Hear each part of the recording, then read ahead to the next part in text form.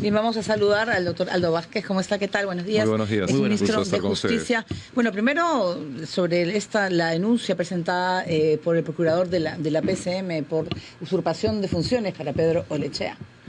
Bueno, sí, efectivamente, al suscribir el señor Olechea la demanda competencial que ha sido presentada ante el Tribunal Constitucional, consignando su firma bajo la condición de presidente del Congreso, efectivamente está, en fin, en una situación difícil, incluso ya desde el punto de vista penal, porque efectivamente esa conducta puede tipificar un delito.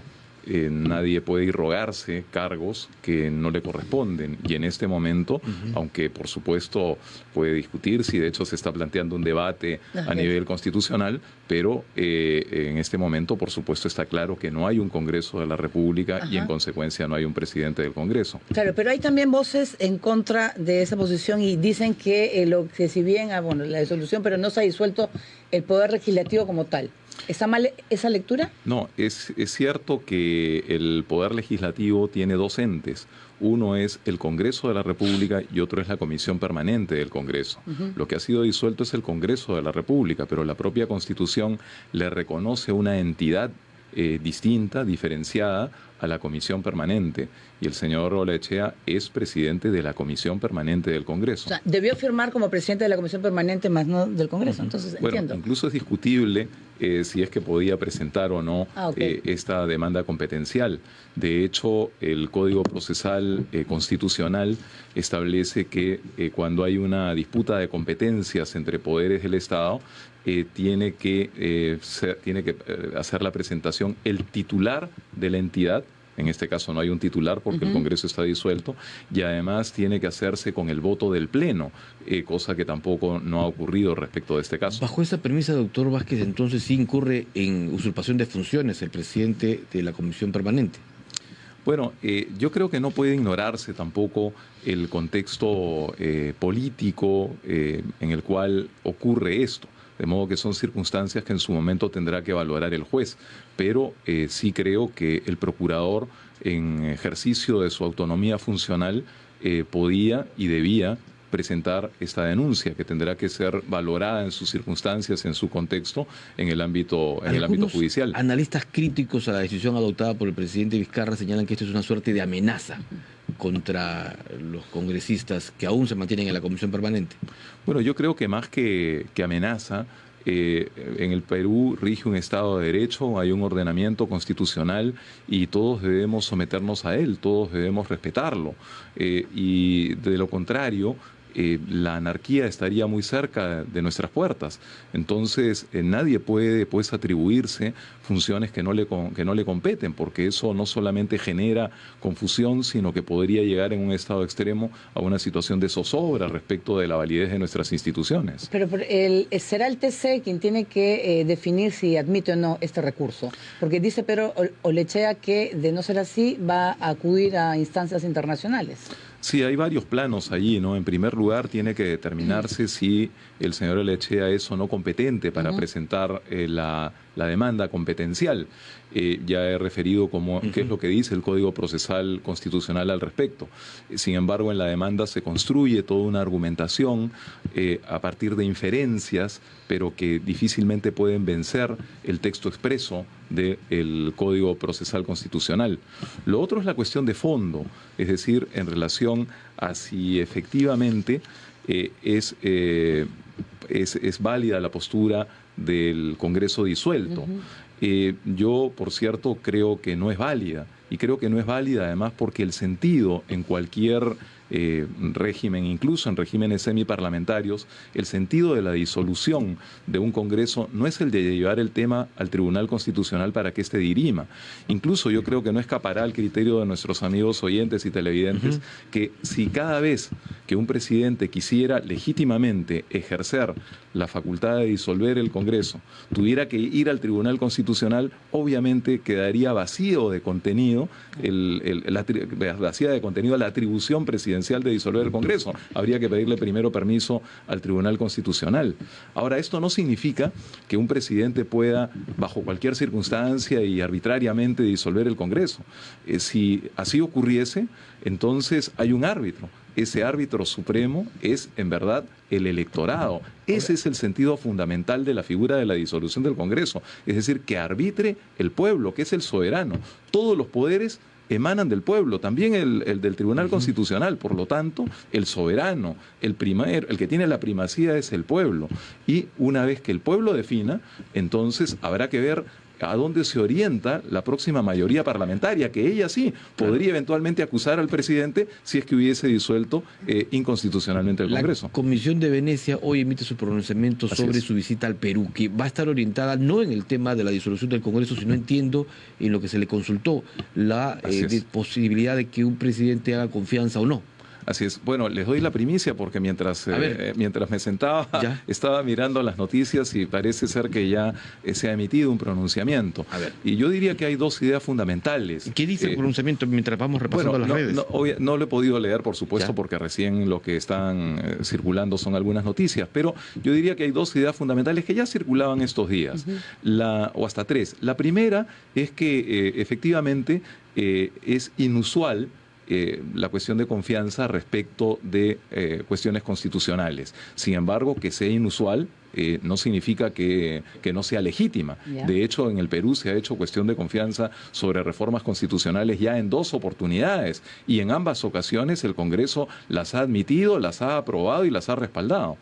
Pero una segunda idea que todavía me parece mucho más relevante es que la Comisión de Venecia ha destacado que no hay límite en la Constitución del Perú respecto de la cuestión de confianza, que es un tema clave, un tema fundamental.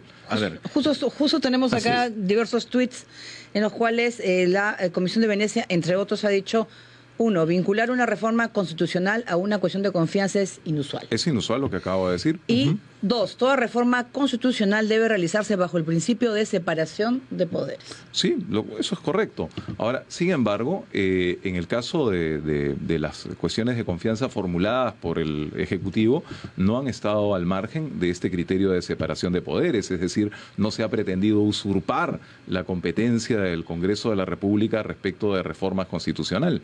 Ahora, pero más bien quien ha adoptado una conducta digamos, censurable fue el Congreso, que archivó la reforma constitucional. Y respecto de eso hay un tercer punto, he señalado 2, pero hay un tercer punto que también refiere la Comisión de Venecia, y es que toda reforma constitucional requiere un amplio debate, de la búsqueda de consensos, que más bien fue cerrada con el archivamiento de la reforma constitucional propuesta. El diario La Vanguardia de España ha agregado algo adicional. Dice: el texto de los expertos constitucionales, o sea, de la Comisión, dice que vincular una reforma constitucional a una moción de confianza es inusual, pero añade que aunque el presidente puede iniciar la reforma con la aprobación del Consejo de Ministros, el Congreso debe ratificar los cambios.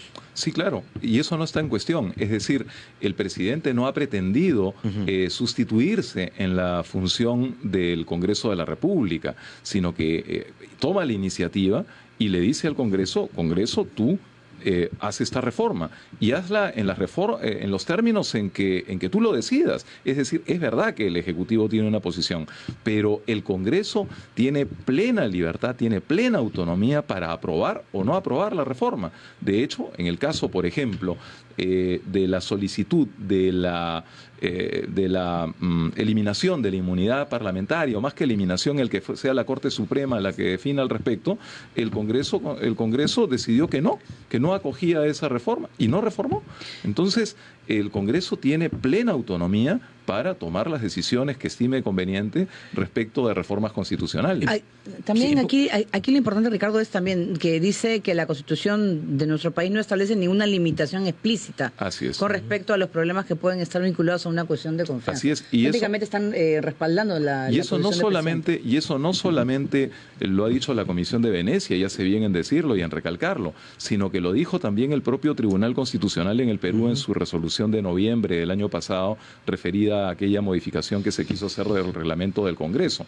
Ahora, sin embargo, como en el Perú se suceden los hechos tan velozmente, ya estamos hablando casi de un tema de arqueología jurídica y constitucional, porque hoy día el debate no es la reforma constitucional, hoy día el debate, en todo caso, es la legitimidad de la disolución del Congreso, pero no respecto de una reforma constitucional, sino respecto de una propuesta de reforma de ley, de la ley orgánica del Tribunal Constitucional, a efectos de transparentar el proceso de selección de los magistrados del Tribunal Constitucional. ¿No sería bueno que el próximo Congreso, que entre en funciones seguramente de febrero,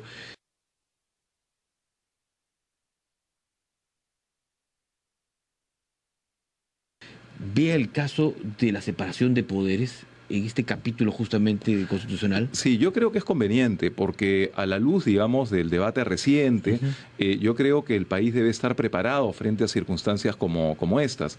Y creo que un buen punto de partida son las propuestas formuladas por la Comisión de Alto Nivel para la Reforma Política que presidió el señor Fernando Tuesta.